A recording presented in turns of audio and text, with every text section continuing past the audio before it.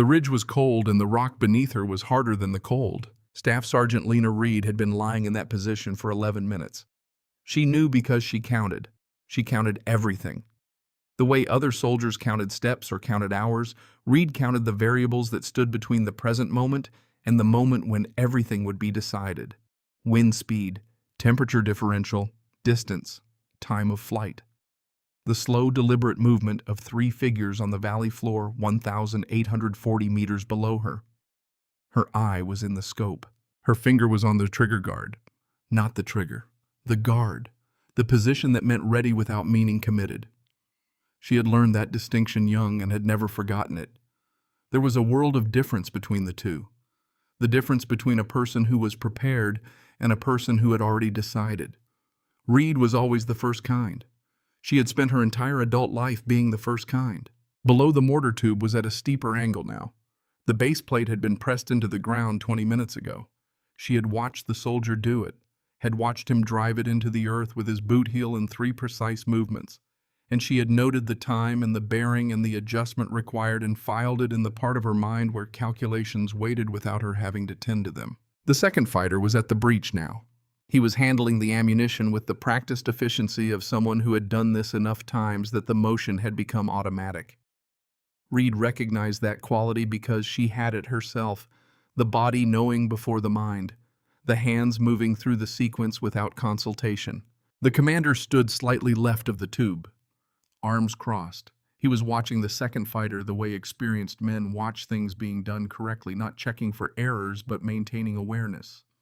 He had looked up at the ridge twice in the past 4 minutes, not directly at her position. At the ridge in general, the way a man looks at terrain, he has already assessed and categorized. He had not categorized this correctly. Reed exhaled once, slowly. She found the still point that lived between the exhale and the next breath, the half-second of physical quiet, where the body was not expanding or contracting, where everything was momentarily at rest, and in that still point she placed her awareness on the commander and on nothing else. Her finger moved from the guard to the trigger. She squeezed. The rifle fired. The sound was enormous and immediate and then gone, absorbed by the mountain air in the distance and the cold indifference of the Afghan morning. At 1,840 meters, a bullet takes 2.7 seconds. Reed kept the scope on the target.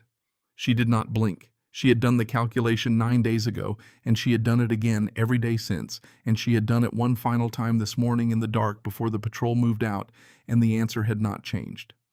The math was either right or it was not, and there was nothing more she could do in these 2.7 seconds except hold still and let the physics complete what she had started. 1. The commander was still standing, still looking at the second fighter. He did not know she was there. He did not know that the moment he was standing in had already ended, that 1,840 meters away on a ridge he had glanced at and categorized as too far for any effective fire. A woman had done 9 days of mathematics and then executed the conclusion. 2. She held. The commander dropped, not falling, not stumbling. The instantaneous total collapse of a body in which something essential has stopped. There was no drama in it. There never was. The drama was always in the lead-up, in the waiting, in the 2.7 seconds. The end itself was just physics. The second fighter stood up straight and looked at the commander on the ground. Then he looked at the ridge. Then he ran. The third fighter was already moving before the second one had decided to, which told Reed something about experience levels, and she noted it without dwelling on it because she was already sweeping the scope across the valley floor, checking for secondary positions, additional personnel, anything she had not accounted for. The valley was clear. She pulled back from the scope. Her hands were steady. She checked the way she always checked, not because she expected them to shake, but because she did not leave things to assumption. Steady. Her breathing was controlled. Her heart rate was elevated, but within the range she had trained for, the range where the body was engaged but not overwhelming the mind. She heard Sergeant First Class Walt Briggs moving toward her before she saw him. He had crossed from the eastern position to hers in the time it had taken her to sweep the valley, which meant he had moved fast, and Briggs did not move fast unless he had decided something was worth moving fast for. He appeared beside her and looked out at the valley without speaking. Then he said, 21 years in this army. He stopped. The words ran out in front of what he was trying to say. I have never seen that. Reed kept her eye moving across the terrain. Valley's clear. 2 in flight moving south. No secondary positions. He nodded. He understood. The job did not pause. But after a moment he said it again quietly, the way a man says something he needs to hear out loud to believe it. Never seen that. On the command net, Lieutenant Cole Hargrove's voice came through controlled and professional, delivering the situation report in the clipped cadence of an officer who had been trained for exactly this. Mortar position neutralized. Primary target down. Secondary personnel in flight. No friendly casualties. All elements intact. Reed listened to him describe what had happened. He did not say her name. She noticed. She noted it the way she noted everything, precisely without editorial, in the specific place inside her mind where things waited until they were relevant. She had been keeping that file for 35 days. 35 days earlier, a lieutenant walked into a briefing room at Fort Bragg, looked at this woman, and asked who gave her a rifle. This is what happened in between. Fort Bragg, North Carolina, September 2009. The air conditioning in the briefing room had been broken for 3 days, and the heat had settled into the concrete and the plastic chairs and the clothing of the 16 soldiers sitting in 2 rows waiting for the lieutenant to begin. Reed was in the second row, 3rd seat from the left. She had been in the Army for 12 years.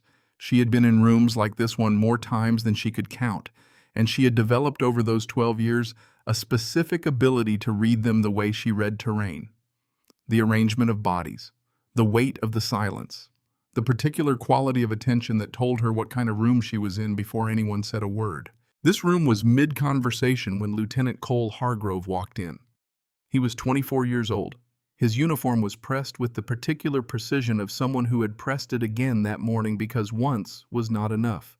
He carried a clipboard and held it slightly higher than necessary. He stood at the front and scanned the roster. The room went quiet in the way rooms go quiet when something has shifted but no one is sure yet what. Hargrove looked up from the clipboard. His eyes moved across the rows and stopped when they reached Reed. She met his gaze without expression. He looked back down at the clipboard. Then he looked up again. Who authorized putting a woman on my marksman slot? 5 words. Said in the tone of someone identifying an administrative error, not an accusation, not a confrontation. The flat matter-of-fact identification of something that did not belong where it had been placed. The room went the specific quiet of a grenade pin pulled. Reed did not move. Her hands resting on her knees stayed exactly where they were. 12 years had taught her that the most powerful response in that moment was stillness. Any movement, any reaction, any acknowledgement that the words had landed would give Hargrove exactly what certain men were looking for when they said things like that. Proof of penetration. Confirmation that the armor had a gap. Briggs cleared his throat. He was sitting directly to her left. 41 years old, 3 tours in Iraq, 2 in Afghanistan. His face had the settled, weathered quality of a man who had stopped being surprised by much of anything. He was the kind of soldier other soldiers looked at before deciding how to react to something. He looked at Hargrove with an expression so flat it was almost polite. She came with the unit, sir, same as the rest of us. Hargrove glanced at him. I'm aware of how assignments work, Sergeant. That wasn't what I asked. Then I'm not sure I understand the question, sir. Hargrove set the clipboard on the folding table and crossed his arms. What I'm asking is what her designated role is and why she's carrying a long-range marksman rifle. Because she's the designated marksman, sir. I can read the roster. Then you have your answer, sir. The silence that followed had weight. Reed sat inside it and understood what it was costing Briggs. He had spent social capital defending her without looking at her once, which was its own kind of grace, because looking at her would have made it about her, and Briggs was experienced enough to know that was not what the moment needed. Hargrove picked the clipboard back up. Right, let's get started. He did not apologize. He did not acknowledge what he had said. He moved forward the way people do when they have decided that what they said was not actually a problem. Reed exhaled once quietly and turned her attention to the briefing. She had survived worse than Cole Hargrove. But she noted the moment in the specific place where things waited until they were relevant. She had a feeling it would be relevant again. Lena Reed had grown up on military installations. Her mother, Master Sergeant Patricia Reed, had spent 22 years in Army intelligence before retiring with the kind of posture that looked less like a physical quality and more like a personal policy. Her father, Robert Reed, had spent 3 decades as an electrical systems contractor on bases across 4 states. Between the two of them, they had built a household where discipline was the language of love and precision was the language of care. By 10 years old, Reed could field strip a rifle faster than most adults on the installation where they were stationed. By 12, she was at the range outside Fayetteville, and she was not shooting the way children shoot, tentatively performing for approval. She was shooting the way she would spend the rest of her life shooting, methodically, quietly, with the focused, unhurried accuracy of someone who understood that the rifle was not a statement but a calculation. Her father stood behind her with his arms crossed and his face arranged in the expression that in the Reed family meant pride. Slightly narrowed eyes, the faintest compression at the corners of the mouth, completely unreadable to anyone who had not spent years learning how to read it.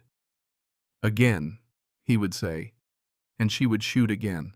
She read every manual she could find on ballistics, wind drift compensation, the physics of long-range precision fire. She read them the way other teenagers read novels, absorbed and unhurried, making notes in the margins in her small, neat handwriting. Her mother watched all of this and sat down with her one evening when Reed was 16. "I want to be infantry," Reed said. Her mother was quiet for a long time. Not the quiet of someone who did not know what to say. The quiet of someone choosing carefully how to say something true. "You can't. Not yet. The Army doesn't allow women in infantry combat roles." Reed looked at her.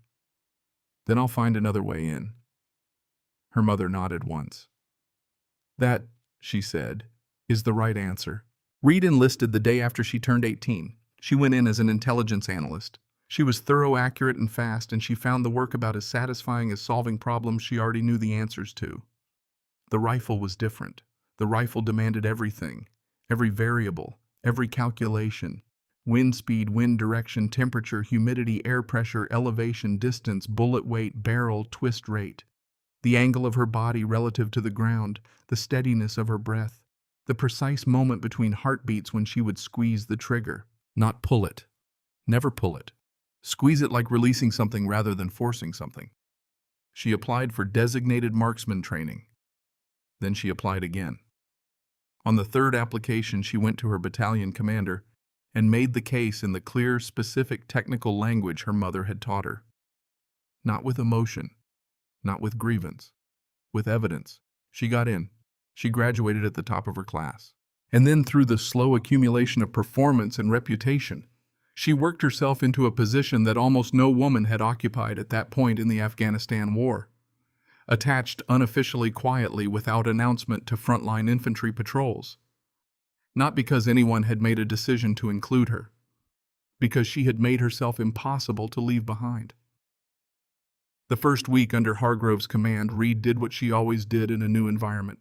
She observed. He was organized. She would give him that. His briefings were efficient, his information was current, his orders were clear. He did not waste time. But he talked over people not loudly, not with any apparent awareness that he was doing it just slightly before they were finished, as if he had already determined what they were going to say and had decided his response was more important than hearing them out. She watched how he looked at her. There was always a half-second pause before he would address something near her position without addressing her directly. Her contributions to after-action reports came back with her language but not her name attached to the relevant observations.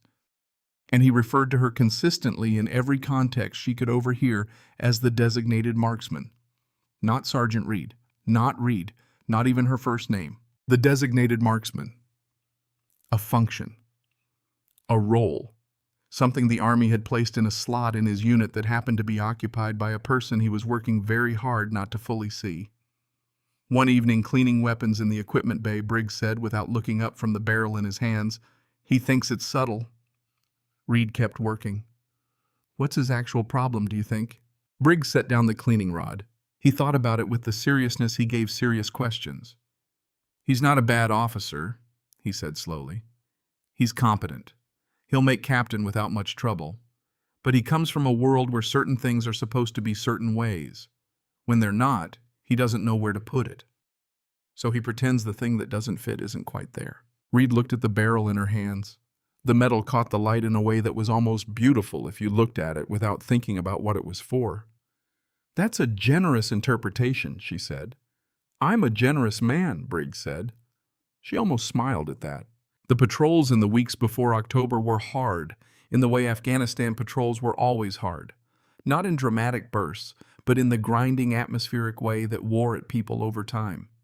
The heat, the altitude, the weight of everything carried not just the gear, but the constant awareness that the terrain could turn against them in ways they had not anticipated yet. Private First Class Owen Pratt was 20 years old from Raleigh and had more questions than anyone Reed had encountered in 12 years of military service. He had a habit of falling into step beside her on patrol not to talk, but because he seemed to find something settling about walking near someone who appeared to know exactly what they were doing. One afternoon, he watched her scan a distant ridge while they moved and finally asked, "What are you looking at?" "Northeast, 1,100 meters. He looked. There was nothing on the ridge. "What about it?" "Wind from the west at about 12 miles per hour. The angle of that ridge creates a deflection corridor here." She indicated the space ahead without breaking stride. "Makes it a natural position for anyone who wants to observe without being on the same elevation." "Is there someone up there?" "No." "Then why?" "Because there might be tomorrow." He was quiet for a moment. Then, "That's kind of terrifying." "It's just math." "The terrifying part isn't the math," he said.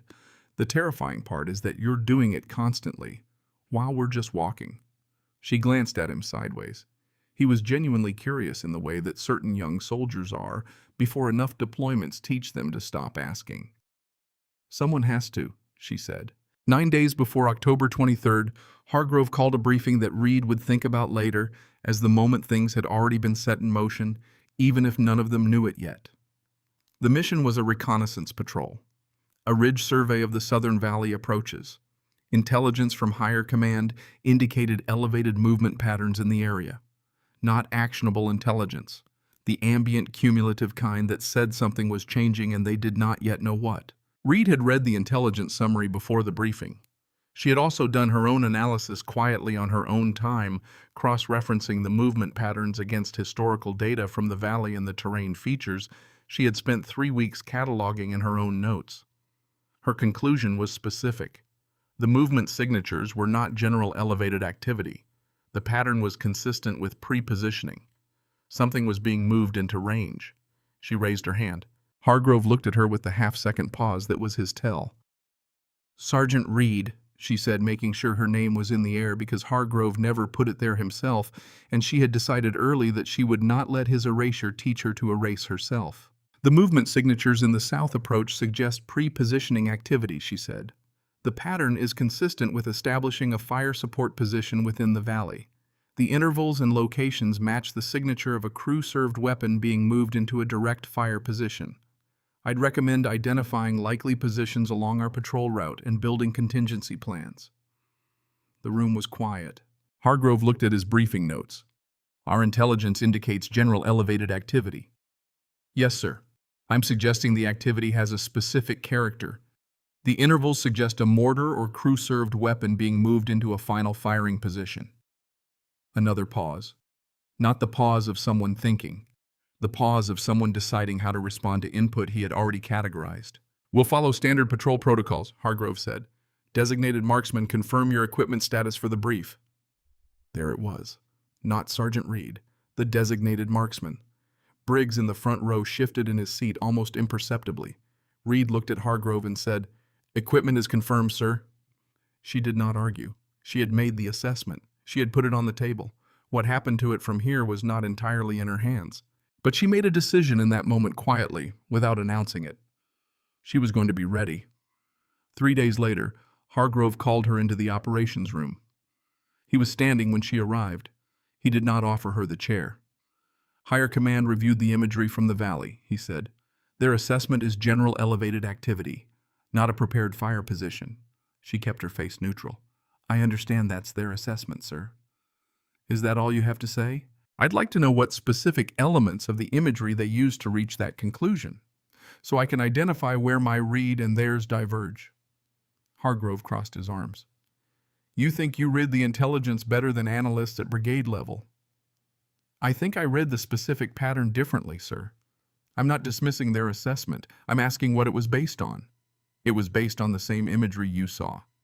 Then I'd like to understand what they saw that I didn't. The pause that followed was different from his usual pauses. It had something in it he had not expected to encounter and did not know how to resolve. The mission parameters stand, he said. Eyes only. Observe and report. Yes, sir. That's all. She turned to leave. Reed. She stopped, turned back. It was the first time he had used her name. Just her last name the way officers addressed NCOs, but still her name, not the designated marksman. He seemed to be deciding whether to say something else. Whatever it was, he decided against it. That's all, he said again. She walked out. In the hallway, Briggs was leaning against the wall in the way that meant he had been there long enough to hear the general shape of what had happened. Hire kicked back the assessment, she said. I heard. She looked down the corridor. How sure are you? He asked. She looked at him steadily. Walt, she said. I'm sure. He held her gaze for a moment. Then he said the two words that in his language meant everything his face would not show and his voice would not carry. Be ready, he said. She nodded once. She was always ready. But starting tomorrow, she was going to make sure she was ready for something specific. Something at 1,840 meters. Something the manual said could not be done. She had 9 days. She intended to use all of them. The range was empty at 4 in the afternoon except for Reed. She had been there since 3 working at the farthest target, and she had not told anyone she was coming, and she had not asked permission, and she had not announced what she was doing or why. She simply arrived with her rifle and her data notebook and the 9 days of wind readings she had collected every morning at the elevation of the southern ridge, and she began to work. The target was at 1,100 meters, past the published effective range of her rifle. She knew this. She had known it when she set up the target, and she knew it now as she settled into position and brought the scope to her eye and began making the adjustments that the distance required.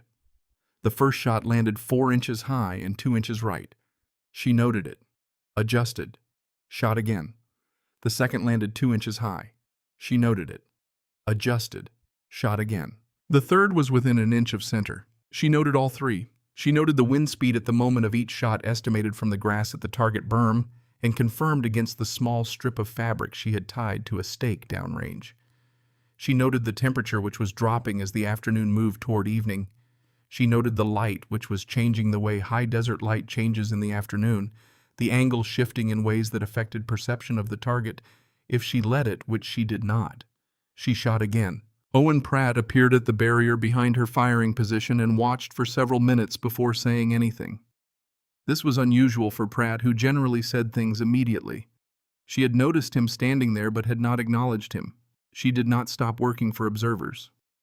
Sergeant Reed, he said finally. Pratt. Is that target at 1,100 meters? Yes. That's past the effective range of your rifle? Yes. She was already cycling the bolt, already settling back into position, already finding the target in the scope. Why are you shooting past the effective range? She fired. The shot landed a half-inch from center. She noted it in the book before she answered. Because in 4 days we're going back to that ridge, she said, and whatever is in that valley is going to be further than 1,100 meters. She heard him go still behind her, the particular stillness of someone who has just understood something they were not entirely prepared to understand. Lieutenant Hargrove said Hire called it General. I know what Hire called it. She cycled the bolt, settled, found the target. But you still think, Pratt. She did not raise her voice. She did not look away from the scope. If I'm wrong, nothing happens. I practiced at a distance I didn't need and used some ammunition. She paused. If I'm right and I'm not ready? She stopped. She looked at the target for a moment without shooting. Then she said, I'm always going to choose ready. She fired. Pratt sat down on the ground behind the barrier and did not say another word for 40 minutes. He watched her work through the remaining light shot after shot, each one logged in the notebook, each one a conversation between herself and the physics that would either be enough or would not, on a morning 4 days away that had not happened yet, but that she could already feel the shape of the way she could feel wind direction without looking, by something quieter than sight, something closer to the accumulated knowledge of every patrol she had ever walked and every shot she had ever fired, and 9 days of data that said something was there and something was coming. When the light dropped below usable, she cleared her weapon and stood. Pratt was still sitting on the ground. He looked up at her with an expression somewhere between admiration and the particular gravity that settles over young soldiers when they realize the person in front of them is operating at a level they cannot yet fully see. He opened his mouth. "Tell Briggs," she said before he could speak. He nodded and went. She walked back alone in the dark. Briggs found her at breakfast the following morning. He sat down across from her with a cup of coffee he did not offer to share, which was a habit of his. She had long since stopped expecting him to break. "Pratt told me," he said. "I know. How far are you working?" 1100 now, moving out further each session." She looked at her food. "I need to be confident at 1800 before the 23rd. Briggs was quiet for a moment. Outside the dining facility, the morning was coming up gray and cold, the kind of early October morning that reminded everyone on the base that the season had changed and the ground had taken note, even if the operational tempo had not. "I repositioned Voss and Pratt in the secondary element formation," he said. "Webb approved it. Gives you a clear sightline south and southwest when we reach the ridge. No one in your lane." She looked at him. "Did Hargrove approve the positioning?" "Hargrove approved the patrol formation. Webb is positioning his element within that formation." He held her gaze. "Within his discretionary authority as senior NCO of the secondary element." It was the most carefully constructed sentence she had ever heard Briggs say. She understood exactly what it meant and what it had cost him to arrange, and she understood also that he would not want her to say so. "Thank you," she said. "Don't thank me," he said. "Just do what you do." He finished his coffee and left. She ate the rest of her breakfast and thought about 1800 meters. The final briefing before the patrol was the shortest Hargrove had run since Reed had been under his command. Route, timing, rules of engagement, extraction protocol. He covered each element with the clipped efficiency of someone who had made up his mind before entering the room. At the end, he looked at the assembled unit. "Rules of engagement," Briggs said. "If we identify an active mortar position." Hargrove did not hesitate. "Engage if we are engaged first. If we identify before firing, observe and report." Briggs nodded once. The nod that meant the conversation was being postponed, not concluded. Reed said nothing. She looked at the map overlay on the wall and thought about bearing 247. Then she raised her hand. Hargrove looked at her with a half-second pause. "Sergeant Reed." "Sir, I'd like to propose an adjustment to the egress route. If we confirm an active fire position below the ridge, a secondary extraction corridor on the eastern approach gives us options before we're engaged." The room went quiet. Hargrove looked at the map. He looked at the assembled unit. He looked at Reed. And in the pause that followed, she understood what was happening inside it. Accepting her proposal meant acknowledging her read on the valley. It meant the pattern she had flagged 9 days ago and that Hire had dismissed as general activity was specific enough to warrant contingency planning. It meant in front of 16 soldiers that she had been right. "Standard egress," Hargrove said. "We move at 0430. He walked out. The room held its quiet for a moment after the door closed. Then Briggs stood and turned to face the unit without raising his voice. "Check your gear tonight," he said. "All of it. Check it again in the morning. Be ready for anything." He looked at Reed for exactly 1 second. She looked back. That was all. She checked her gear for 2 hours that night. Every component, every seal, every adjustment she could control. The scope mounting hardware she checked last, and she checked it 3 times. Then she sat on the edge of her cot in the dark and did something she did not often do. She closed her eyes, and in the quiet space between not quite praying and not quite thinking, she asked for one thing. Not safety, not luck, not even the shot. Clarity. Just clarity. The ability to see what was there and to do the math and to let the bullet go at the right moment. She opened her eyes, picked up the rifle, and went to sleep for 3 hours.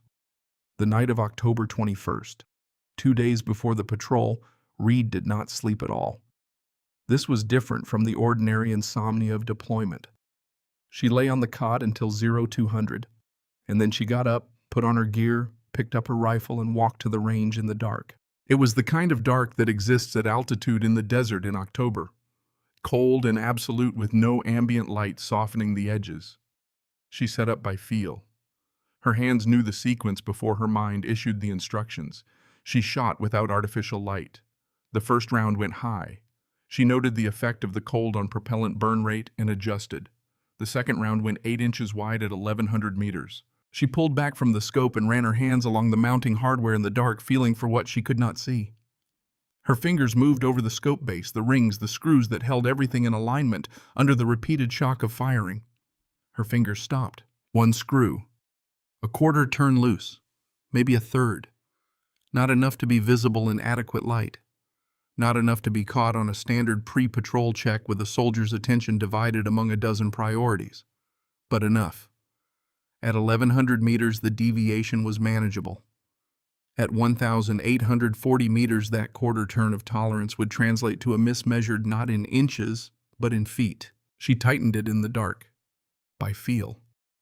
With the careful, unhurried precision of someone who understood that this specific moment at 0230 on a range with no witnesses and no one keeping score was the moment the whole thing depended on. She shot again. The round landed 1 inch from center. She lay in the dark and breathed and thought about what would have happened if she had stayed on the cot. The loose screw would have gone to the ridge with her. She would have taken the shot with a variable she did not know existed. She spent a long time with that thought.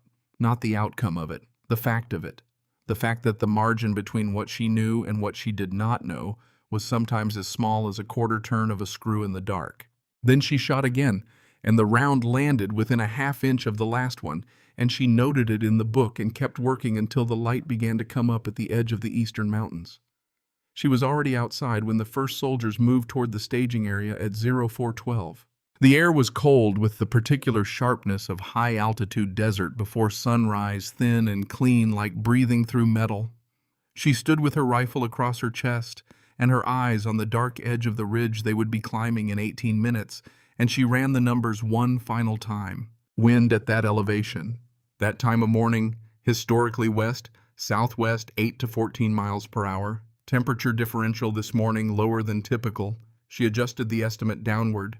Air density higher than her base calculation as a result. She adjusted the drop figure accordingly. The numbers were the same as they had been for 9 days. Mathematics did not change because she wanted it to or feared it. It was simply what it was. Briggs appeared beside her without announcement. "You sleep," he said. "Some." "Me neither." He looked out at the ridge. "How are you feeling?" She considered the question honestly without performance. "Settled," she said. He nodded. "Settled or resigned?" "Settled. There's a difference." "Big one." "The math is done," she said. "Whatever's down there is down there. I'm ready." He was quiet for a moment. Then, Voss and Pratt are confirmed in the secondary position. Clear sight lines south and southwest.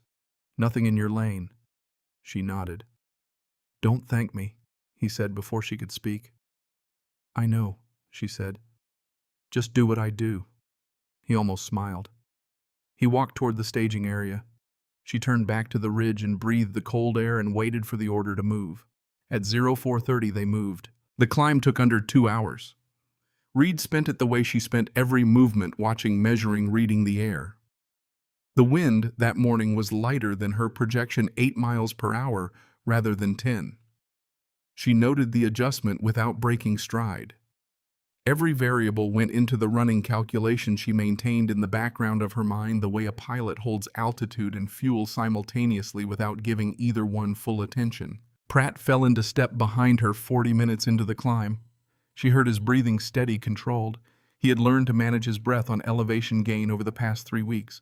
She had noticed without commenting on it. He said quietly, "If it goes the way you said it might, I just want you to know. I trust you." She kept climbing. She did not look back. "Show me," she said. "Stay in your position. Keep your head down when I tell you to. That's how you show me." "Yes, Sergeant." "Good." She kept climbing. At 0617 they reached the ridge. The light was coming up fast, the way it comes at altitude, not gradually but in stages, each one revealing more of the valley than the last. Reed moved to her position on the south face and settled into it with the quiet efficiency of someone whose body knew exactly where each point of contact needed to be before her mind confirmed the decision. She put her eye to the scope. The valley was 1,840 meters away. It was not empty. The ground at bearing 247 was no longer just disturbed soil. There was a tube. There were people. There was the specific, purposeful activity of a team that had arrived at a destination and was completing a setup. She keyed her radio without moving anything except her thumb. Designated marksman to actual. I have visual confirmation of a crew-served weapon at bearing 247 mortar tube. I count 3 personnel. They are in preparation phase, not yet in a firing position. Hargrove's voice came back in 4 seconds. Say again. Mortar tube. 3 personnel, bearing 247 valley floor. They are setting up. Based on current activity rate, they will be in a firing position in approximately 4 to 6 minutes. A longer pause. Can you confirm tube classification? 82 millimeter, based on tube length and the size of the rounds being staged. She kept her eye on the scope. One of the 3 figures was directing the other 2. The way he moved told her which one was the commander. Sir, we need a decision in the next 3 minutes. Hargrove came back. All elements hold. Observe only. I'm calling higher for guidance. Briggs on the net immediately. How long for higher to respond? However long it takes, Sergeant Briggs. Sir, if that tube goes hot before we get guidance, we are the primary target on this ridge. We have no cover. The first round at this distance will not be a ranging shot. It will... Hold your position, Sergeant. That is a direct order. The net went quiet. Reed kept her eye on the scope. The figures below were moving faster now. The base plate was set. The commander had stopped directing and was watching the tube with the focused attention of a man who was close to done. Then he looked up. Not at her position specifically. At the ridge. The way he had looked at it twice before, categorizing it, assessing it, making his calculation. His calculation was wrong. She keyed the secondary channel. Briggs, I see it. 2 minutes, maybe less. The second fighter has the round. Copy. On the command net, the sound of Hargrove transmitting to higher. One-sided clipped professional. She could not make out words. Below, the commander turned back to the tube and said something to the second fighter. The second fighter picked up a round. Reed's finger moved to the trigger guard. She measured her breathing. In through the nose, slow and controlled. Out through the mouth. The space between the exhale and the next inhale. That was where the shot lived. That was the still point. That was where 9 days of calculation and 12 years of training and 1 loose screw tightened in the dark would either be enough or they would not. On the command net, Hargrove's voice. Higher is reviewing. Maintain observation. Briggs very quiet, very precise. Sir, they are loading a round. Copy. Maintain. Lieutenant. Briggs's voice dropped to the register he used when something was beyond argument. They are loading a round right now. If we absorb the first shot, we have 12 personnel on an exposed ridge with no cover. At this distance, with an 82 millimeter, someone dies. Silence, 4 seconds. Then Hargrove's voice came through on the command net, and it was different from every other transmission Reed had heard from him in 35 days. Not the voice of a man delivering decisions, the voice of a man who had reached the end of what his system could handle and was stepping outside it. Designated marksman. She was already on the scope. Yes, sir. Distance to target. 1,840 meters. A silence that lasted 4 seconds. She counted them. What is your confidence level? She took 1 breath. She felt her heart beat in her fingertips and found the space between the beats. High, she said. Another silence. 4 seconds. She counted those 2. Then the voice of the man who 35 days ago had asked who gave her a rifle said something she had earned with 9 days of mathematics and 12 years of work and 1 night alone on a range in the dark with no one watching. Can you make that shot? Reed looked at the commander in her scope. She measured the wind. She ran the drop calculation 1 final time. 47 meters of arc, 2.7 seconds of flight. She found the still point between heartbeats. Yes, she said. 1 word, no qualification, no hedge, no conditions. Because she had been doing this math for 9 days, And the answer had not changed, and it was not going to change, and she was either ready or she was not, and they both knew it now. And what came next was simply the execution of what 9 days of unasked for, unbelieved, unseen work had already decided. "Take the shot," Hargrove said. The net went completely silent. Reed moved her finger from the guard to the trigger. She found the commander in the scope. She exhaled. She found the still point. She squeezed. The rifle fired, and the sound was gone almost before it arrived, and then there was nothing to do but wait, because at 1,840 meters, the bullet takes 2.7 seconds, and in those 2.7 seconds, 12 soldiers on an exposed ridge were either going home or they were not, and the answer was already in the air, moving at a speed nothing in that valley could outrun. 1, 2, the commander dropped. The second fighter stood upright and stared at the ground and then at the ridge, and then he ran. The third was already running before the second had decided to. Reed was already sweeping the scope south, checking secondary positions, checking terrain folds, checking every angle she had mapped from 9 days of study and 3 weeks of patrol. The valley held nothing that moved toward them. She pulled back from the scope. The command net came apart all at once. Briggs calling target down, secondary fighters in flight tube abandoned. Pratt somewhere on an open channel voice, stripped of every discipline. "Did anyone see that? Did you see that?" Briggs cutting him off. Pratt going quiet, and then barely audible, saying to no one in particular, "I saw that." Reed tracked the two fighters until they were past any effective range and still not slowing. Then she swept the valley one final time, slow and methodical, the way she did everything. Clear. She sat up and let the rifle rest across her knees and felt her hands. Steady. She had not expected them to shake, but there was still a part of her every time that noted the fact with something close to gratitude. Briggs reached her position, moving faster than she had seen him move in weeks. He stood beside her and looked out at the valley and was quiet for a long moment. Then he said, "Lena." He had used her first name once before 2 years ago on a different deployment. The night a patrol she was on had come back one soldier short. He had said her name then the way people say names when words are not enough and they need something more specific than language. He was saying it the same way now. "I'm okay," she said. He looked out at the valley, at the tube standing at bearing 247, abandoned, now pointing at nothing. After a moment he said very quietly, "The math was right." "The math was always right," she said. On the command net, Hargrove's voice, controlled and professional, delivering the after-action transmission to higher in the clipped cadence of an officer reporting a completed engagement. Mortar position neutralized. Primary target down. Secondary personnel in flight. No friendly casualties. All elements intact. She listened to him describe what had happened. He did not say her name. She noted it. She kept the file. The patrol extracted from the ridge 37 minutes later. The walk back was different from the walk in.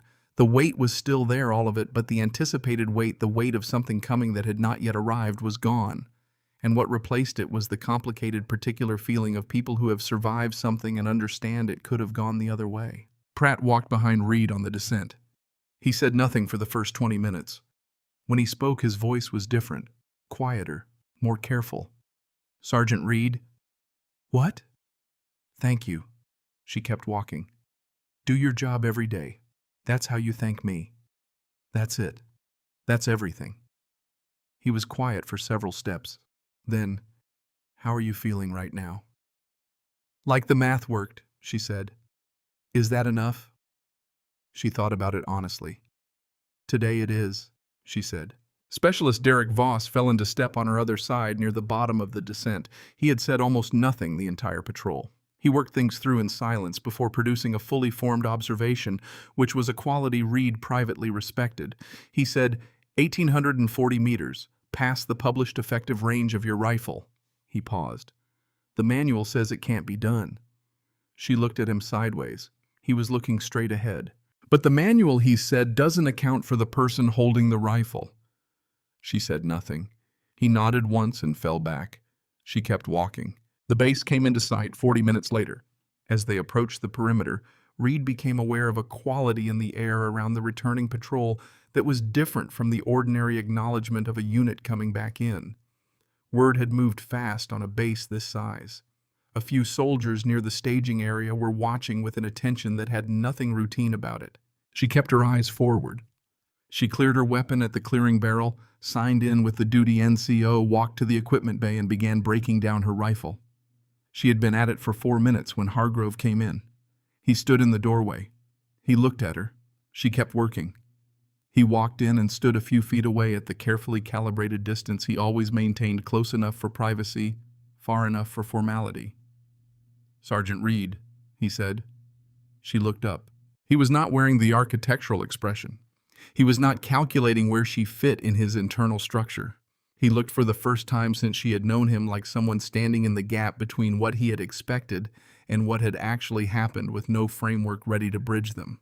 "The shot you made today," he said, "at 1,840 meters. He stopped. He looked at the floor and then back at her. "That was the right call." And it was. He stopped again. "Exceptional marksmanship." She looked at him for a moment. "Thank you, sir," she said. He nodded. He turned to leave. "Sir?" He stopped. She met his eyes steadily.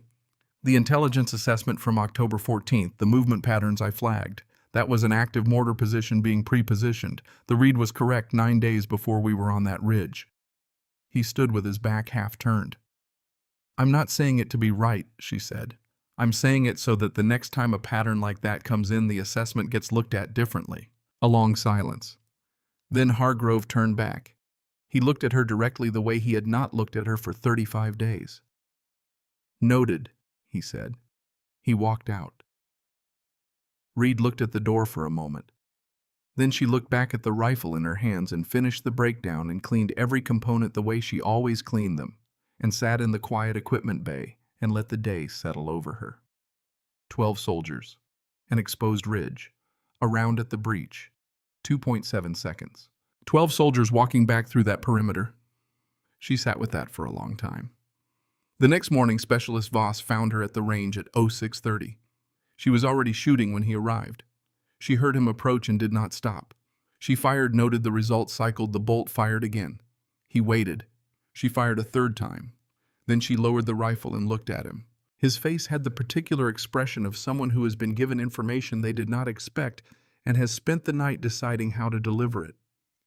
"You need to hear this," he said. "And I'm telling you before anyone else because you have the right to hear it first." She waited. "Hargrove's report," he said. "He submitted it to battalion at 0545 this morning, 11 pages. Major Whitmore came in at 0600 and requested a copy. She had the operations NCO pull the raw patrol log and the radio transcripts alongside it." He paused. "The transcripts are automatically logged, every transmission with timestamps." Reed was very still. She called Hargrove in at 0615. Voss looked at her directly. "I heard her from the hallway. She said, 'Lieutenant, this report references the designated marksman 14 times. It does not contain the name Lena Reed once. Would you like to explain that to me, or would you like me to explain to you why that is a problem?' 14. In 11 pages describing the single most significant engagement their unit had been part of in this deployment. A shot at 1,840 meters. A mortar team neutralized. 12 soldiers alive. And not once in 11 pages the name Lena Reed." "What did he say?" she asked. "He said the designation was the appropriate professional reference for the role." Voss held her gaze. "She said the radio transcript shows that you addressed this soldier by name in the field. The transcript reads, 'Sergeant Reed, take the shot.' That is on record, Lieutenant. So the designation in the written report is not a professional decision. It is a choice. And I want you to understand the difference before you make it again." Reed stood at the firing line with the rifle in her hands and let the number land where it needed to land. 14. She had gone from being a name Hargrove would not use to being a name that required 14 acts of erasure in a single document, as if the scale of what she had done made the erasure proportionally harder, and he had tried harder anyway. "She is rewriting it," Voss said. "Major Whitmore. She told Hargrove the report would be amended to reflect accurate attribution. She said, and I want you to hear this exactly." He paused. "When a soldier does something that will be in manuals, her name goes in the report. That is not negotiable." Something moved through Reed's chest that she did not immediately have a name for. Not anger. The anger had been managed in the dark over 9 days of preparation, and it had settled into something quieter and more durable. Not relief exactly, because this was one report, one correction, and she had been in the Army long enough to know that one correction did not correct a pattern. What she felt was something closer to being seen, not celebrated, not vindicated in any formal sense. Just seen. Someone had looked at the document and looked at the transcript and said her name goes in it. That is not negotiable. She understood, standing there on the range with the rifle still in her hands, that that was what she had been waiting for. Not a medal, not a ceremony, just someone looking at the record and saying her name belonged in it. "Thank you for telling me," she said. "You deserve to hear it first," he said. He went. She turned back to the firing line and raised the rifle and shot until her breathing was exactly where she needed it to be. Lieutenant Colonel Garrett Calhoun read the original report first, then the amended version, then the radio transcript log. Then he set everything down and sat in his chair and thought carefully about what he had read. He pressed his intercom. "Get me the patrol leader from October 23rd in the Battalion Intelligence NCO," he said, "and get me the designated marksman from the patrol." His aide said, "Sir, the roster lists that position as Staff Sergeant Lena Reed." "Then get me Staff Sergeant Reed," Calhoun said. "That is the name I should have been saying." The meeting lasted 47 minutes. Calhoun ran it directly without wasted motion, with the authority of a man who had been in enough rooms to know exactly how much weight his words carried. He heard Briggs walk through the patrol timeline. He heard Hargrove account for his decision sequence when he called higher, what guidance he received when he gave the order to engage. Hargrove answered everything directly. Whatever reckoning had happened between the morning and this afternoon had completed itself into something that looked from the outside like honesty.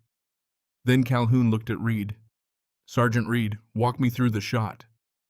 And she did. She walked him through 9 days of mathematics, the intelligence signatures on October 14th, the pattern of movement she had identified, the intervals, the displacement rate, the indicators pointing toward a crew-served weapon moving to a final position, the wind data collected every morning at ridge elevation, the calculations drop, drift time of flight angle compensation, air density adjustment, the night on the range in the dark, the screw, the final numbers. She walked him through all of it, standing at the map on the wall, her finger tracing the terrain, her voice steady and precise, the same way she had walked through every calculation for 9 days alone. Calhoun listened without interrupting. When she finished, he was quiet for a moment. "The published effective range of the M110 is 800 meters, he said. "You engaged at 1840. "Yes, sir." "Army marksmanship doctrine does not address engagements beyond 1200 meters for that platform." "No, sir, it doesn't." "So there is no manual that accounts for what you did." Reed met his eyes. "The physics accounts for it, sir. The manual just hasn't caught up." Calhoun looked at her for a long moment. Something shifted in his expression. Not dramatic, not performed. The small, precise shift of a man who has understood something exactly. "I'm recommending a Bronze Star with Valor," he said. "The paperwork goes to brigade by end of week." "Thank you, sir. The amended report stands as the permanent record. Your name, your rank, your shot." He held her gaze. "That is not a courtesy, Sergeant Reed. That is the correction of an error. It should have been right the first time." "Yes, sir," she said. "It should have." Beside her, Briggs shifted in his seat with the controlled stillness of a man working very hard to maintain a neutral expression. Calhoun closed his folder. "One more thing." He looked at all three of them, but he finished looking at Hargrove. "The intelligence assessment from October 14th was correct. It was correct 9 days before anyone else in this chain had the same read, and it was dismissed without adequate technical basis. I want to understand how that happened, and I want to ensure it does not happen again." Hargrove said, "Understood, sir." Calhoun said, "Good." Dismissed. In the corridor afterward, Briggs waited until the door had fully closed. Then he looked at Reed and said very quietly, "Your name in the permanent record." "My name in the permanent record," she confirmed. "How does that feel?" She thought about it honestly. "Like it should have been there from the beginning," she said. Briggs nodded. "Yeah," he said. "It should have." They walked together down the corridor and out into the afternoon where the sun was low and orange in the way the Afghan afternoon sun gets when the day has been long enough to move from beginning to something else entirely. Neither of them said anything more. There was nothing more that needed saying. 2 days later, Hargrove found her in the equipment bay. He stood in the doorway at the same carefully calibrated distance. But his face was different. The face of someone who had spent 48 hours being confronted with the distance between what he had done and what he should have done, and had arrived somewhere on the other side that looked imperfectly like reckoning. "The report," he said. "Major Whitmore amended it. I know you heard." He stopped. "The way I referenced your role in the original draft. The designation instead of your name. I want you to understand that it wasn't." He stopped again. She set down the component she was working on and gave him her full attention, not to make it easier for him, because she had decided she was going to hear whatever he said with the same precision she applied to everything else and let it be exactly what it was. "I don't have a good explanation for it," he said. "I've been trying to construct one for 2 days and I keep arriving at the fact that I don't have one. It was a habit. Which is not a better excuse. The habit was wrong." He paused. "What you did on that ridge is something I will not see again in this career. Possibly in any career. And the report I wrote described it as if it happened without an author." The room was quiet. "I'm not asking you to accept this as an apology," he said. "I know what I did and I know what it meant, but I am saying it." He looked at her. "I'm sorry, Sergeant Reed." She looked at him for a moment. She thought about everything she could say.